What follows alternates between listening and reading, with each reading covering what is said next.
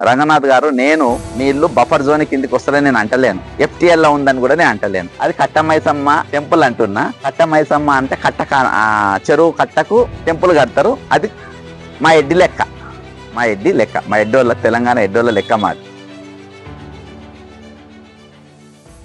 అందరికీ నమస్కారం. నేను Swaroopa Potlapalli. Welcome to I dream.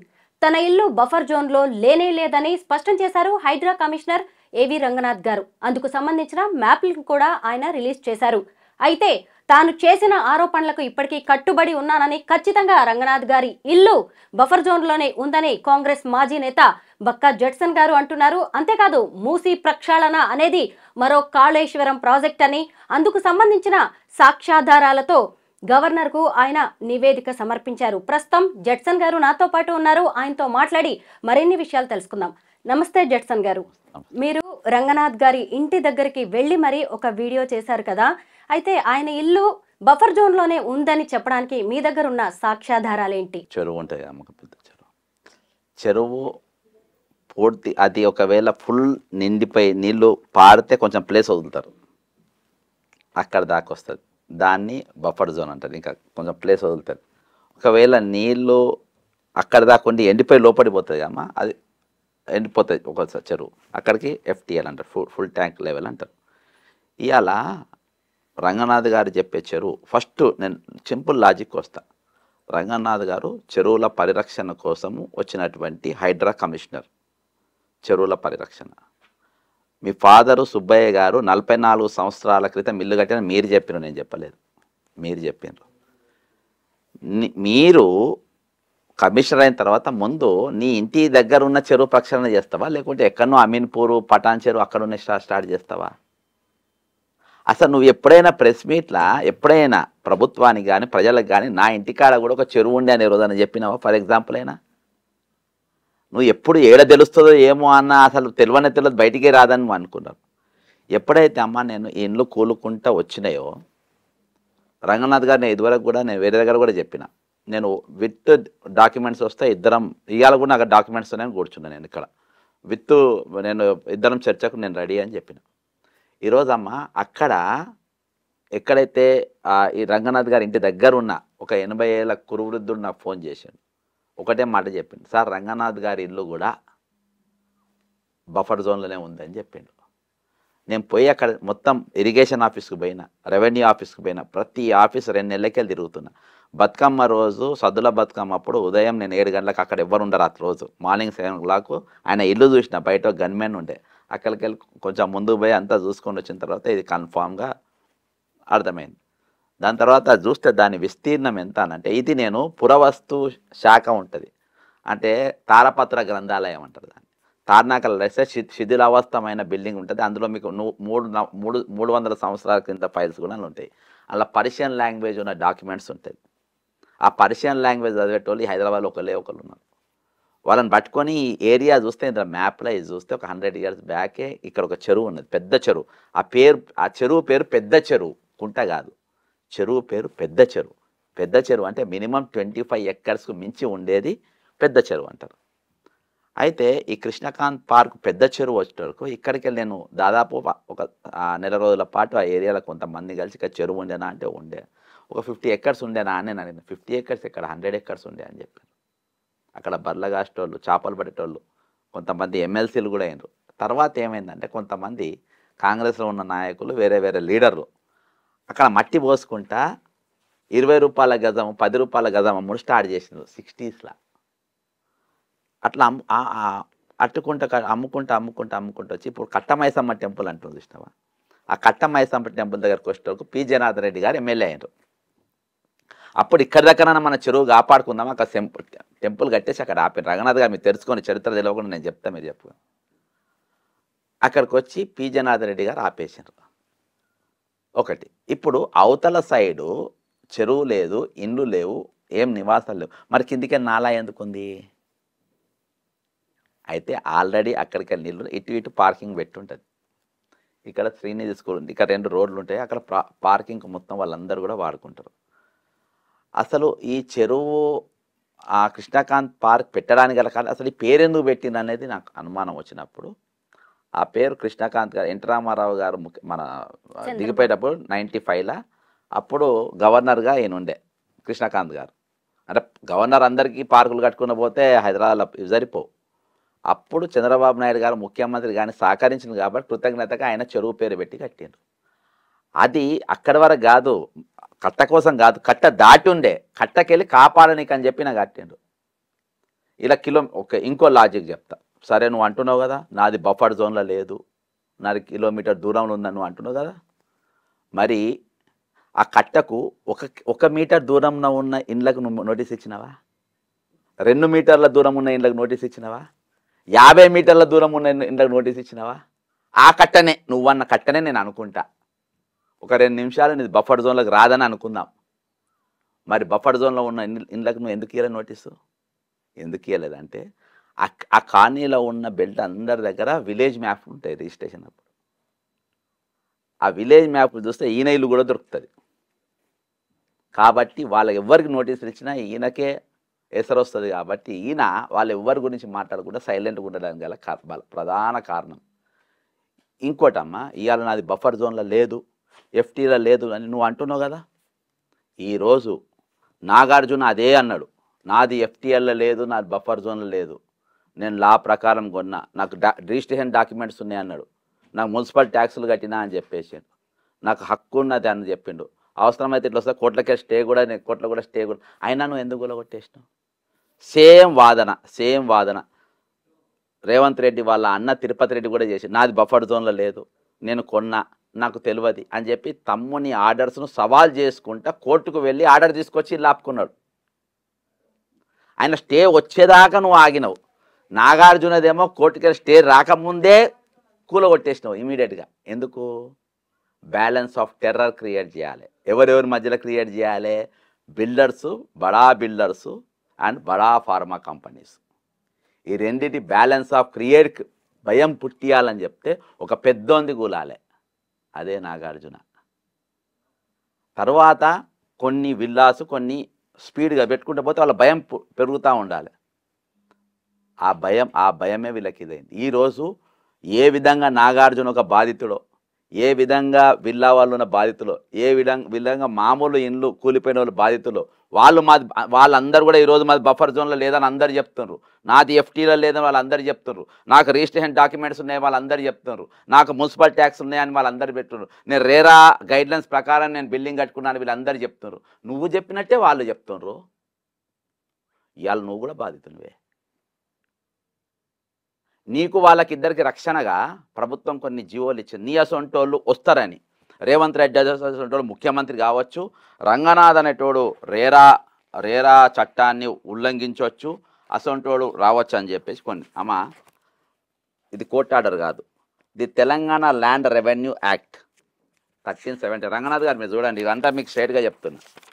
వీళ్ళు ఏం చేస్తారంటే ఇక్కడికి వెళ్తే అవుతారమ్మా. All public roads, lanes, parks, bridges, Dixie, all lands, etc. are rivers, streams, tanks, ponds, canals, lakes, and following property, water and all lands. ఇది ఫస్ట్ టైం మీకే చూపెడుతుంది, నేను ఇలా చూపించాలి ఇలా first. wherever situation together and all governing rights apprehended there to all the property of the government. ఇక్కడ దాకానే చూస్తారు ఇవన్నీ. యాక్సెప్టింగ్ అనేది చూడడు, ఇక్కడికి స్టార్ట్ అవుతుంది అన్నట్టు. యాక్సెప్టింగ్ ఏంది? ఇక్కడ రంగనాథ్ గారు వస్తారు. ఇప్పుడు రంగనాథ్ గారు యు ఆర్ ఆల్సో బాధితుడు, ఓకేనా? దోస్ బిలాంగింగ్ టు పర్సన్స్ అంటే Ranganath, those belonging to Ranganath are classed legally capable of holding property and to the extent so far as their such rights and are established. అంటే నీకు registration documents ప్రభుత్వం చట్టబద్ధంగా ఉన్న document ముట్టడానికి లేదు. ఇక రంగనాథ్ ఇల్లు కూడా కూలగొట్టడానికి లేదు.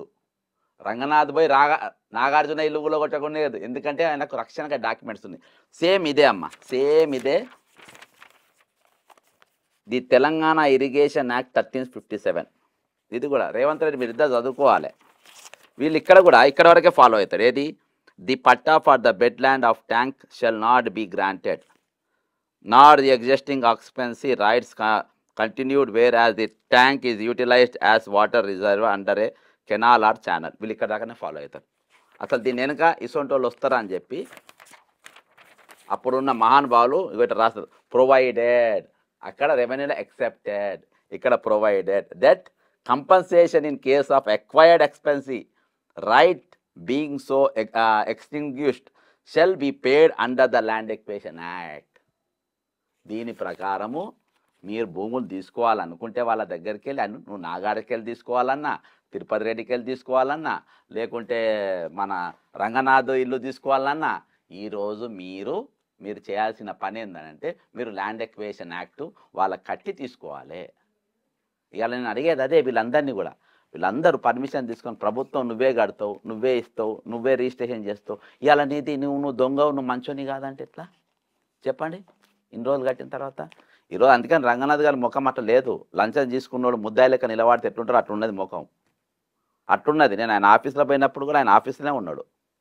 కాబట్టి మీకు అపాయింట్మెంట్ ఇవ్వలేదా? ఇయ్యలే, వాళ్ళు స్టాఫ్ ఎప్పుడు వస్తాడో తెలియదు అన్నారు. మీ ఆరోపణల తర్వాత రంగనాథ్ గారు ఆయన వర్షన్ వినిపించడం అనేది జరిగింది. కృష్ణకాంత్ పార్క్ దగ్గర నుంచి చూసినప్పుడు 1000 ఏళ్ల తర్వాత తన ఇల్లు ఉంది అని ఆయన చెప్తున్నారు. అలాగే చెరువు కట్టకు 10 మీటర్లు దాటిన తర్వాత నిర్మించిన నివాసాలు ఏవి కూడా ఇరిగేషన్ నిబంధనల ప్రకారం బఫర్ జోన్లోకి రావు అని కూడా ఆయన స్పష్టం చేశారు. దీని మీద మీరేమంటారు? ఇప్పుడు కట్టమైస అది నేను అక్కడికెళ్ళి కాదు, అసలు నేను ఒకటే అడుగుతున్నా, అసలు ఆ చెరువు ఉండేనా? నువ్వు ఇప్పటిదాకా చెప్పాలి, ఇప్పుడైనా చెప్పండి. ఆ చెరువు ఉండేనా? ఆ చెరువు ఉంటే ఎంత విస్తీర్ణం ఉండే? రంగనాథ్ గారిని అడుగుతున్నా. హైదరాబాద్ అది బఫర్ జోన్ ఎక్కడ దాకా నువ్వే చెప్పు, ఎఫ్టీఎల్ ఎక్కడ దాకా నువ్వే చెప్పు. ఉంటే అక్కడ నీ ఇంటి దాకా నాలా ఎందుకుంటే అది చెప్పు. ఇప్పుడు అదంతా వచ్చినాక అమ్మ దానికి ఇంకోటి పర్రెలు వస్తాయి అక్కడ దాకా. ఇవన్నీ ఆయన ఇంటి దాకా ఉంటుంది అది. ఈరోజు చాలామంది ఆయన ఇంటి దగ్గర చుట్టుపక్కల ఉన్న వాళ్ళు వీళ్ళు చాలామంది నాకు చాలా పంపిస్తూ ఉన్నారు ఈరోజు. ఇవన్నీ ఏ విధంగా వస్తాయి అదంతా?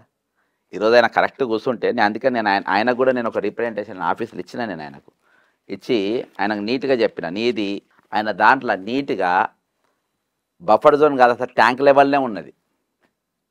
ఇవాళ ఆయన వాళ్ళ 44 ఏళ్ళ కింద కట్టిన ఇల్లు నువ్వు అయిన తర్వాత అసలు నువ్వు అక్కడ కృష్ణకాంత్ చెరువు అనేది ఒక చెరువు ఉండే ఆ పార్క్ లేకుండా నీ ఇవాళ దాకా నువ్వు ఎందుకు చెప్పాలి? నీ 1000 ఏళ్ళ తర్వాత ఉన్నప్పుడు మొదటింటి గురించి నువ్వు అది వస్తుందా రాదని నువ్వు ఎందుకనవు? ఇవాళ మందిరందరికీ ఒక న్యాయం, నీకు ఒక న్యాయమా? నీవు ఈయన చెప్పిన మాటలే నాగార్జున చెప్పింది కానీ కొత్తగా ఏమున్నది చెప్పు? ఇలా ప్రతి బాధితుడు చెప్పిన మాటలే చెప్పిండ్రు, ఆయన నువ్వు వాళ్ళు గులగొట్టినావు కదా. మరి వాట్ అబౌట్ యూ? అంటే ఈ హైడ్రా కూల్చివేతలు అనేవి పక్కా ప్లాన్ ప్రకారమే జరుగుతున్నాయి అంటున్నారా? అమ్మా ప్లాన్ ప్రకారం అయితే ఇప్పుడు నేను మీకు 2 చూపించిన. రెవెన్యూ డిపార్ట్మెంట్ కూర్చోబెట్టుకోవాలి, సెకండ్ ఇరిగేషన్ డిపార్ట్మెంట్ కూర్చోబెట్టుకోవాలి, తర్వాత నీవు మున్సిపల్ డిపార్ట్మెంట్ కూర్చోబెట్టుకోవాలి, హెచ్ఎండిలో కూర్చోవాలి. చెరువులు ఎన్ని ఉన్నాయి, ఎన్ని కబ్జాలు అయినాయి, అంతా ఎన్ని ఇళ్ళు కట్టినాయి, అవన్నీ నువ్వు లెక్క చూసుకున్న తర్వాత అప్పుడు అలా ఎన్ని ఉంటే వాళ్ళ రిజిస్ట్రేషన్లు ఎన్ని అయినాయి, పక్కా ఎన్ని ఉన్నాయి. ఇంకోటి ఇంట్లో పెద్దది ఏంటంటే మీకు 11.5 years దాటితే రైట్ టు అమ్యూజ్మెంట్ యాక్ట్ వస్తుంది. అంటే మీకు టైటిల్ వచ్చేస్తుంది. వాళ్ళని ఎట్లా తీసేస్తావు నువ్వు? ఈరోజు మీరు తీస్తున్న వాళ్ళందరూ నోటీసులు ఇవ్వాలి. ఇది అంతా ఒక పక్కా ప్రణాళిక, ఓన్లీ టు మేక్ మనీ, డబ్బులు చేయడానికి మాత్రమే ఈరోజు ఈ ప్రాజెక్టు రేవంత్ రెడ్డి స్టార్ట్ చేశాడు. నేను దీనికి కూడా చాలా ప్రూఫ్ చెప్తా. నేను ప్రభుత్వానికి వాళ్ళు నాకు ఏది సలహాలు అడిగారు, మీరేమైనా సలహా, నేను అది గవర్నర్ గారికి ఇచ్చిన, ముఖ్యమంత్రి గారికి ఇచ్చిన. కాబట్టి ఈరోజు వీళ్ళు ఒక పద్ధతి ప్రకారం పోలే, వీళ్ళు ప్రక్షణ కనవాలి నాకు. ఇలా మొత్తం సంపాదన ఏ విధంగా డబ్బు సంపాదించుకోవాలి, ఏ విధంగా ఈయన 3 రకాల డబ్బులు వచ్చినాయి. ఒకటి మీరు పెద్ద పెద్ద బిల్డర్ ఈరోజు బాజాబ్తా వాసవి కన్స్ట్రక్షన్స్ అక్కడనే కట్టింది, చెరువులనే, ఏది బాజ్పేయిల, అది విత్ డాక్యుమెంట్. మీరు ఆయనను కానీ లిజెండ్ కానీ మహమ్స్ కానీ పెద్ద పెద్ద ఏవి కూడా ముట్టుకోలేదు. వాళ్ళు ముట్టుకునే అంత ఎవరి మధ్య తరగతి పెద్దోని ముట్టుకునేవాడు అయితే నాగార్జున ఒక్కడిని ముట్టుకోరు, తక్కిన పెద్దోళ్ళకి ఎందుకు ముట్టుకోలే? వీళ్ళందరితో కూడా బేరసారా. నెక్స్ట్ అసలు పొల్యూషన్ వచ్చేదే మీరు ఏదే ప్రక్షణ చెరువులలో పొల్యూట్ అయ్యేదే ఫార్మా కంపెనీకి. ఒక్క ఫార్మా కంపెనీ కన్నా మీరు నోటీస్ ఇచ్చిందా? ఇవాళ ఇది కాకుండా మేము ఇంకో కొన్ని ఫార్మా కంపెనీలు మేము చేయబోతున్నామని ఈరోజు లగిచర్ల అక్కడ మీరు ల్యాండ్ ఎక్వైర్ చేయబోతుండ్రు. కాబట్టి ఏది కూడా ట్రాన్స్పరెంట్గా కనబడతలేరు. ఈరోజు రంగనాథ్ గారు కూడా మీరు బాధితుడే. ఇవాళ మీ దగ్గర మీరు కరెక్ట్ అనుకుంటే, మీ డాక్యుమెంట్స్ కరెక్ట్ అంటే నీ తప్పేముందబ్బా? ఇవాళ పోలీస్ ఆఫీసర్ నేను నీ మీద రాంగ్ ఎలిగేషన్ చేస్తే ఈరోజు మీకు ఎక్కడెక్కడ డాక్యుమెంట్ ఏడుంటాయి కూడా మీకు నేను చెప్పిన కదా, నేను గవర్నమెంట్ ఆఫ్ ఇండియాకి వెళ్ళి తెచ్చిన మ్యాప్, నేను చేతితో గీసిన మ్యాప్ కాదు, దానికి ఒక చలాన్, దానికి ఒక పద్ధతి ఉంటుంది. స్టేట్ గవర్నమెంట్ అంతా కూడా ఆ ఫైల్స్ అన్ని మాయమైపోయినాయి. ఎందుకంటే ఆడ మొత్తం కబ్జా చేసి ప్లాట్లు అమ్ముకున్నారు కాబట్టి, అక్కడ వీవీఐపీలు ఉంటారు కాబట్టి. ఇలా ఈయన కాపాడు కావాలి, అందరిని కూడా కాపాడుతున్నారు.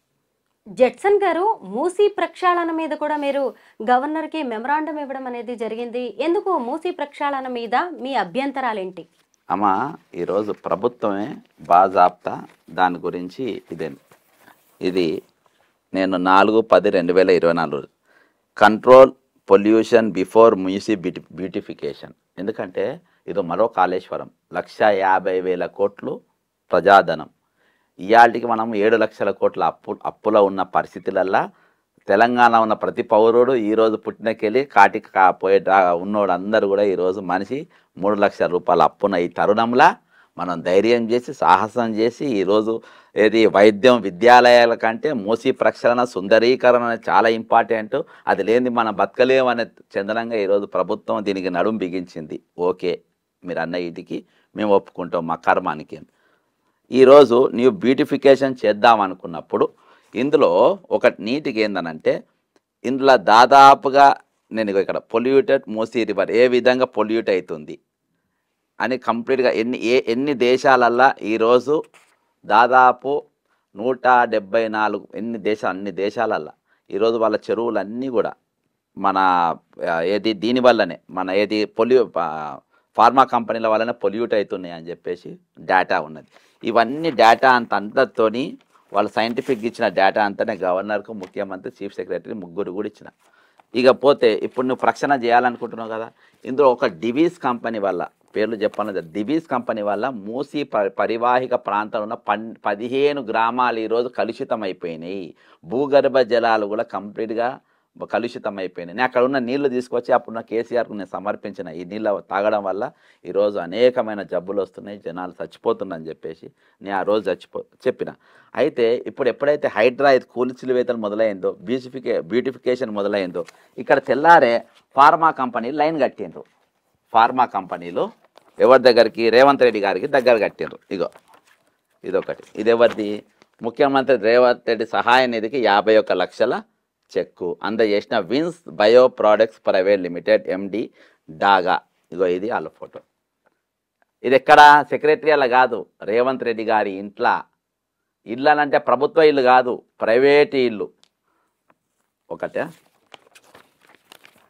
నెక్స్ట్, ముఖ్యమంత్రి సహాయ నిధికి 1 కోటి విరాళం అందజేసిన భారత్ బయోటెక్. ఇవన్నీ మూసీ ప్రక్షాళన స్టార్ట్ అయినాక, బిఫోర్ కాదు. ఇది వీళ్ళు ఇచ్చింది వరద బాధితుల కోసం కాదు. మూసీ ప్రక్షాళన అడ్వర్టైజ్మెంట్ ఎప్పుడైతే నాగార్జున ఇల్లు కూలిన తర్వాత వీళ్ళందరూ కలుసులు స్టార్ట్ అయింది. వరద బాధితులకు ఆదుకోవడానికో ప్రభుత్వం డాక్టర్ రెడ్డిస్ ల్యాబొరేటరీస్ వీళ్ళు 5 కోట్ల రూపాయలు ఇచ్చిండ్రు. ఇప్పుడు సహాయ నిధి సెక్రటరీలు ఇవ్వాలి కానీ ముఖ్యమంత్రి ఇంట్లో ఎట్లా ఇస్తారు? అందరి ఇంట్లోనే ఇస్తున్నారు, ఒక్కరు కాదు, ప్రతి ఒక్కరు. నువ్వు చిరంజీవి చూడు, ఎవరు చూడు. ఇదొకటి. సువెన్ లైఫ్ సైన్స్ వాళ్ళు ముఖ్యమంత్రి సహాయ నిధికి వీళ్ళు రెడ్డి కలిసి చెక్ని ఇచ్చారు. వీళ్ళు అమౌంట్ ఎంతనే పెట్టాలి. ఇవన్నీ ముఖ్యమంత్రి పెట్టుకున్న ట్విట్టర్లోకి వెళ్ళి నేను తీసినాయమ్మ. ఇది అన్నిటికంటే పెద్ద వీళ్ళనిది. ముఖ్యమంత్రి సహాయ నిధికి 5 కోట్ల విరాళంగా డివీస్ కంపెనీ 15 ఊర్లు వీళ్ళు సర్వనాశనం చేసింది. ఇవాళ కూడా పోయి మీరు అక్కడ చూడండి. ఇవాళ కూడా మీరు అక్కడ పోయి చూస్తే ఈ పరిస్థితి చూస్తే ఇంత ఘోరంగా ఉంటుంది. మీరు ఇప్పుడు ఈ కంపెనీలకి వెళ్ళి వచ్చే నీళ్లతోనే మూసి ఇదవుతుంది. నువ్వు ఇండ్లు గుల కొడుతున్నావు. మరి ఫార్మా కంపెనీల సంగతి ఏంది? వాళ్ళకు ఒక్క కంపెనీకి నువ్వు నోటీస్ ఇచ్చినావా? ఈరోజు మీరు కలుషిత నీరు ఆపకుండా నియంత్రణ అనేది అసాధ్యం. నేను దాని మీద సంబంధించి నేను ఒక పైన కవరింగ్ లెటర్ చేసిన, నేను 500 పేజీల డాక్యుమెంటే చేసిన. ముఖ్యమంత్రి కార్యాలయంలో ఇచ్చిన, చీఫ్ సెక్రటరీకి. వాళ్ళు చదవని కూడా చదవరు. ఎందుకంటే ఇప్పుడు వాళ్ళు హైడ్రా ఇండుగులో కొట్టిన రెవెన్యూ చట్టం చదవలేదు, ఈయన కూడా చదవలేదు, రంగనాథ్ గారు కూడా చదవలేదు, మీకు ఇరిగేషన్ చట్టం చదవలేదు, మీకు అసలు పొల్యూషన్ ఏ విధంగా వస్తుందనేది దాని గురించి గైడ్లైన్స్ చదవలేదు. చదవకుండా కంప్లీట్గా వీళ్ళు ఒక దాన్ని ఏ విధంగా డబ్బు చేసుకోగలుగుతామనే దాంట్లో ఇంట్లో వీళ్ళ బిల్డర్లకి వెళ్ళి వచ్చినాయి, ఇప్పుడు ఫార్మా కంపెనీలకి వెళ్ళి వచ్చినాయి. చెక్కులు తీసుకున్నది ఇంట్లో, ముఖ్యమంత్రి ఇంట్లో, అధికార గృహంలో కాదు. ప్రైవేట్ ఇంట్లో ఎట్లా తీసుకుంటావు? ప్రైవేట్ ఇయాటి వరకు మీరు గమనించండి, అసలు ఇయాటి వరకు సరే ఇది వరద బాధితుల పేరుతో ఇచ్చిండ్రు. అసలు ఇయాటి వరకు ప్రభుత్వం ఎంతమంది ఇచ్చిండ్రు, ఎంతైతే ఇచ్చిండ్రు ఇవాళ దాకా వివరాలను చెప్పలే. ఇదివరకు న్యూస్ పేపర్లలో పెద్ద అడ్వర్టైజ్మెంట్ వేసేది ఎవరెవరు ఎంత ఇచ్చిండ్రు అనేది పూర్వం. వీళ్ళు ఇవాళ దాకా ఎందుకు వెల్లడించలేదు, ఎవరు ఎందుకు ఇవ్వలేదా? అవి ఎక్కడికి పోయినా ఇక్కడ పంచాంగం మనం చూసినామా? కాబట్టి ఇవన్నీ కూడా ఎక్కడ కూడా గవర్నమెంట్ ట్రాన్స్పరెంట్ లేదు, వాళ్ళ దగ్గర చెప్పుకోవడానికి ఏం లేదు. ఎందుకంటే వాళ్ళు దొరికిపోయినరు. మీరు రంగనాథ్ని ఎక్కడికి వెళ్ళి డైరెక్ట్గా మీకు అది కూడా చూపెడతాను. మీరు ఎందుకంటే ఇప్పుడు ప్లే చేయరు కాబట్టి చూపెడుతున్నాను. నేను ఇక్కడికి చక్కగా ఎస్ఆర్ నగర్ పోలీస్ స్టేషన్ పోతాను. ఇప్పుడు ఇక్కడికి వెళ్ళి పోయాక నేను సరెండర్ అవుతున్నా. ఎందుకు అవుతున్నా అంటే నా మీద ఒక సోషల్ మీడియా వాడు నా మీద చెప్తుండు అన్నాడు. అంటే రంగనాథ్కు జడ్సన్ చేస్తున్నాను తెలియదంటే ఎవడో చేస్తుండు, ఆయన దొరుకుతలేడు అన్నట్టు చేస్తుండు. నేనే అని చెప్పి సరెండర్ కానీ ఇక్కడికి వెళ్ళి నేను చక్కగా ఎస్ఆర్ నగర్ పోలీస్ స్టేషన్ పోతున్నాను సరెండర్ కానీ. నేనే ఆయన ఇల్లు బఫర్ జోన్లో ఉందని చెప్పింది నేనే అని చెప్పని. జడ్సన్ గారు ఒక మాట చెప్పండి, ఈ హైడ్రా ఏర్పాటు కావచ్చు, మూసీ ప్రక్షాళన వెనక ప్రభుత్వ ఉద్దేశం ఏంటి అంటారు? ఈరోజు ది వెల్ ప్లాన్డ్ సిటీ మన ప్రపంచంలో ఫ్రాన్స్లో ఉన్నటువంటి హురికాన్ హెరాసిస్ some city, well planned city. దాని చెరువు కానీ కుంటలు కానీ బరాబర్ ఉంటాయి. అసలు హ్యారిస్ సిటీ అది మొన్న ప్రకృతి వైపరీత్యం మొత్తం కొట్టుకపోయింది. అది మన చేతులు ఉండదు. అది నువ్వు చెయ్యాలనే అనుకుంటున్నావు, కట్టాలని మంచిదే, కానీ దానికి ఒక ప్రణాళికబద్ధంగా ఉండాలి. ఇవాళ మీరు హెచ్ఎండి వచ్చినాక మీరు ఎన్ని కన్స్ట్రక్షన్ కంపెనీలకు ఇచ్చిండ్రు, మీరు ఎన్ని బిల్డింగ్స్ పర్మిషన్కి ఒకసారి ఇవన్నీ మీరు లిస్ట్ బయట పెట్టండి.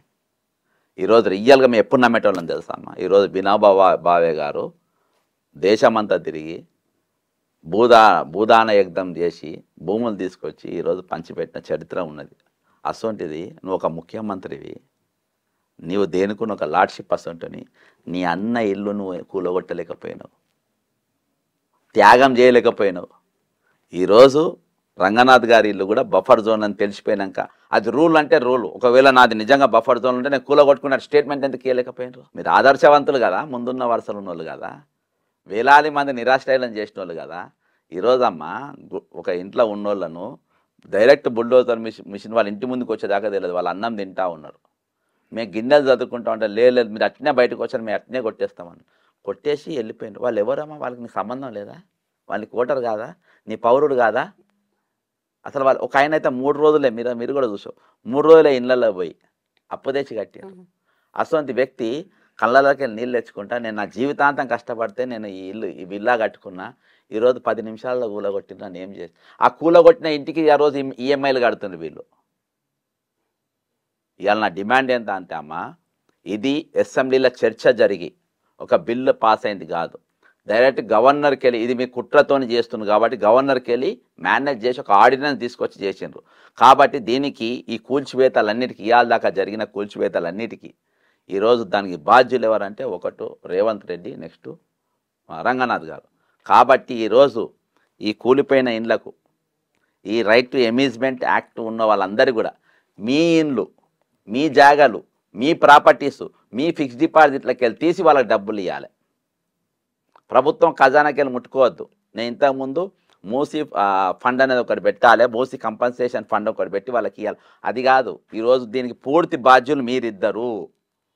ఎంత అన్యాయం అమ్మ. ఈరోజు నేను అన్ని బ్యాంక్ వాళ్ళు లోన్ ఇచ్చేటప్పుడు మిస్టర్ రంగనాథ్, బ్యాంక్ వాళ్ళు లోన్ ఇచ్చేటప్పుడు 40 డాక్యుమెంట్స్ మీద సంతకం పెట్టుకుంటారు. మీరు ఎప్పుడు లోన్ తీసుకున్నారో, మీకు తీసుకునే అవసరం వచ్చిందో రాలేదో నాకు తెలియదు. మీ హైడ్రా చూసినాక అవసరం రాలేదని నేను అనుకుంటున్నా. 40 డాక్యుమెంట్స్ మీద సంతకం లేముంటుంది. నీ ఇల్లు వచ్చి సునామీలో కొట్టుకొని పోయినా నువ్వు నా ఈఎంఐ కట్టాల్సిందే. వాళ్ళు వదలడు, ఫోన్లు చేసి టార్చర్ చేస్తారు, బూతులు తిడతారు వాళ్ళు ప్రైవేట్ బ్యాంకులు అయితే. అసొంటి దియాల వాళ్ళ పిల్లలకు ఒక చాక్లెట్ కొనియకుండా బయట ఎక్కడో కిరాయి వండుకుంటే 50,000 ఈఎంఐ ఈరోజు ఆయన జీతంలోకి వెళ్ళి కట్ అవుతుందని అంటే అది ఎట్లుంటే చెప్ప. దానికి బాధ్యులు ఎవరు? ఈరోజు మీరు కాదు ఆ బాధ్యులు. నీ ఇంటి దగ్గరకు వస్తే నువ్వు 100 చెప్తున్నావు, 100% నేను చెప్తున్నా కదా, రంగనాథ్ గారి ఇల్లు కూలకుంటా నేనే వకాల్తా ఉంటా, ఆ జీవోని నేను ఉంటా. వాళ్ళ ఇంట్లో కూడా రక్షణ నువ్వు అదే విధంగా ఉండాలి. వాళ్ళ పిల్లలు ఈరోజు ఇల్లు లేక గూడు లేక బయట ఎక్కడ పడితే అక్కడ ఏ విధంగా నివాసం ఉంటుండ్రో అట్లా రంగనాథ్ పిల్లలు కూడా ఉండాలని నేను కోరుకుంటలేను. నేను ఆయన ఇల్లు కూలింది కదా కానీ నీ ఇల్లు కూడా కూలాలని నేను కోరుకుంటలేను. ఆయన పిల్లలు పట్టిన గతి నీ పిల్లలు కూడా పట్టాలని నేను కోరుకుంటలేను. వాళ్ళ పిల్లలు పట్టిన గతి నీ పిల్లలు కలగద్దని నేను కోరుకుంటున్నా. ఎందుకంటే వాళ్ళ ఉసురు నీకు రాకింది, అందుకే నువ్వు నాకు దొరికినవు. ఇవాళ ఒక పెద్ద శిక్ష ఏం చేస్తామా రంగనాథ్కు? నా ఇల్లు బఫర్ జోన్లో లేదు, నా ఇల్లు బఫర్ జోన్లో లేదు, నా ఇల్లు ఎఫ్టీఎల్ లేదు చెప్పుకొని తిరుగుతున్న చూసిన బట్టలు చింపుకొని దానికి మించిన పనిష్మెంట్ ఏది లేదు. ఇక జడ్సన్ గారు, మీరు కాంగ్రెస్ బహిష్కృత నేత, అందుకే పనిగట్టుకుని మరి ప్రభుత్వం మీద ఇలా ఆరోపణలు చేస్తున్నారు అనే వారికి మీరిచ్చే సమాధానం? అమ్మా, నేను బహిష్కరింపబడ్డా అని నేను తప్పు చేసి బహిష్కరింపబడ్డానా? నేను దొంగతనం చేసి బహిష్కరింపబడ్డా? లేకుంటే ఒక ఓటుకు నోటిచ్చి రెడ్ హ్యాండ్ దొరికి బహిష్కరింపబడ్డానా?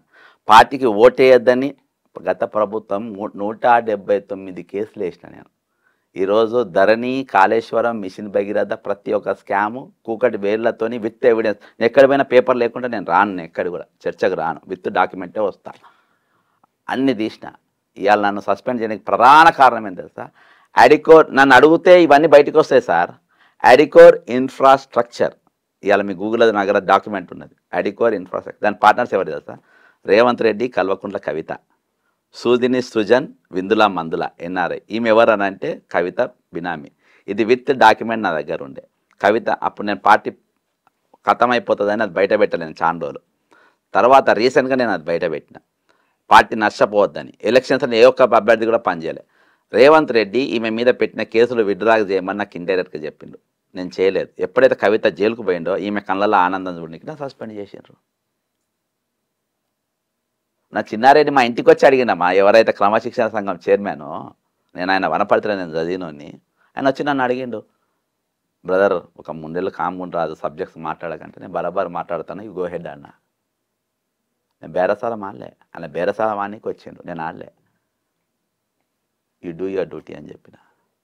ఈరోజు అమ్మ ఎంత పెద్ద సబ్జెక్ట్, నేను సాటిస్ఫైడ్ ఉన్నా. నేను ఈ సబ్జెక్ట్స్ కొట్లాడుకుంటే నాకు నిరుద్యోగుల కోసం నేను కొట్లాడినా, వీళ్ళ కోసం కొట్లాడినా. ఇప్పుడు వాళ్ళ వాయిసెస్ ఎవరమ్మా? వాళ్ళ వాయిస్ ఎవరు? నేను మాట్లాడుకునే వాళ్ళ వాయిస్ ఎవరు? తినేది 2 పుట్టలే కదా నాకెందుకు నాకు? కాబట్టి మాట్లాడేటోళ్ళు కూడా తెలుసు.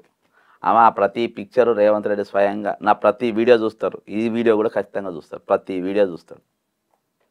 కాబట్టి దానికి బేస్లెస్ నేను వాళ్ళని పట్టించుకోను, అది అవసరం కూడా లేదు. రంగనాథ్ గారి ఇల్లు బఫర్ జోన్లోనే ఉంది అని తాను చెప్తున్న మాటలకు ఇప్పటికి కూడా కట్టుబడి ఉన్నానని, అవి తప్పు అయితే గనక జైలుకు వెళ్ళడానికి, అరెస్ట్ అవ్వడానికి కూడా తాను సిద్ధంగా ఉన్నానని జడ్సన్ గారు చెప్తున్నారు. థ్యాంక్ యూ జడ్సన్ గారు. Thank you.